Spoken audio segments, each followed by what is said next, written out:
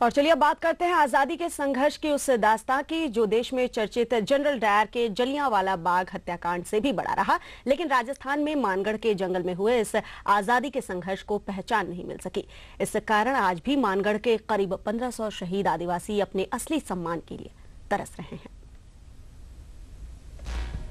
यूं तो देश और दुनिया में 1919 में हुआ पंजाब का जलियांवाला बाग हत्याकांड कौन नहीं जानता, लेकिन राजस्थान में भी इससे पहले 1913 में इससे भी बड़ा हत्याकांड हुआ, जहां अंग्रेजों और रियासतकालीन दमनकारी नीतियों के विरोध में बांसवाड़ा से 80 किलोमीटर दूर जंगलों में 17 नवंबर 1913 को एकत्र हुए हजारों निहत्थे आदिवासियों को एक साथ चारों तरफ से घेरकर गोलियों से भून दिया गया। और तो और जिस निर्ममता से इन भीलों की हत्या की गई, उसके बाद करीब 1500 आदिवासियों की इस हत्याकांड में मौत हो गई।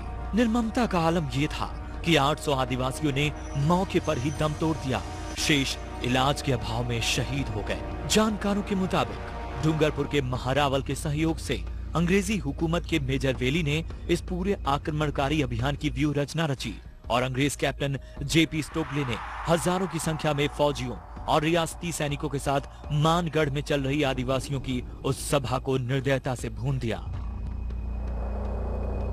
है बांसवाड़ा जिले के, डूंगरपुर जिले के, मेवाड़ तत्कालीन रियासत के और गुजरात जो सीमावर्ती है वासी और दूसरी जनता भी परेशान थी ब्रिटिश राज और रियासतों के शोषण से। ये अंत उनको लड़ाई के लिए एकत्रित होना पड़ा और उन्होंने कोई हथियारबंद लड़ाई शुरू नहीं की। फौजों ने उन पर आक्रमण किया और उसके प्रतिरोध में उन्होंने अपनी लड़ाई लड़ी और उस लड़ाई में इतने लोग शहीद हुए।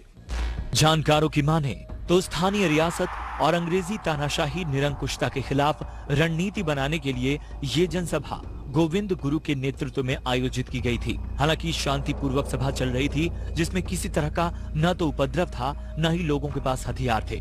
बावजूद इसके आदिवासियों में आजादी की अलख जलता देख घबराए स्थानीय रियासत और अंग्रेजी हुकूमत ने वेल्सलेस राइफल, 9वीं राजपूत, 7वीं जाट रेजिमेंट, सतरामपुरा, हीडर, कुशलगढ़, डूंगरपुर, बांसवाड़ा सहित कई रियासतों ने मिलकर इस सभा पर बंदूकों से 50,000 से ज्यादा कारतूस फायर किए।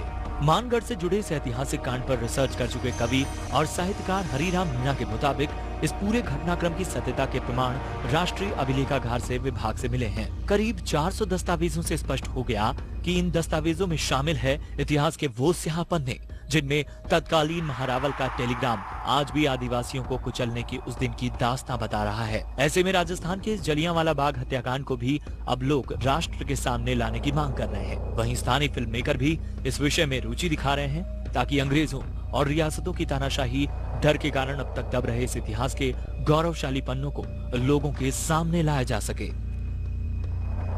चल रहा है कि इस पे हमने आमिर खान से भी कांटेक्ट किया है और तो हम लोग ये चाह रहे हैं कि इस पे पूरी अंतर्राष्ट्रीय फिल्म बननी चाहिए।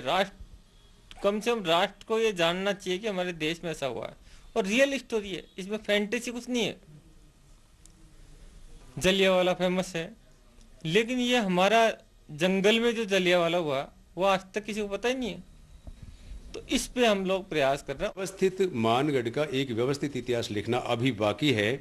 उसके लिए चाहिए सरकार को, बुद्धिजीवियों को, इतिहासकारों को एवं अन्य जो संवेदनशील लोग हैं इतिहास के प्रति, उनको कि मानगढ़ का बाकायदा इतिहास लिखा जाए और उसको राष्ट्रीय स्मारक घोषित किया जाए और उसको एक मान्यता मिलनी चाहिए। मानगढ़ का इतिहास केवल इतिहास न होकर आज़ादी के संघर्ष की वो दास्तां है जो हमें और भावी पीढ़ी को हमेशा देश की आज़ादी के लिए संघर्ष करने के लिए प्रेरित करती रहेगी।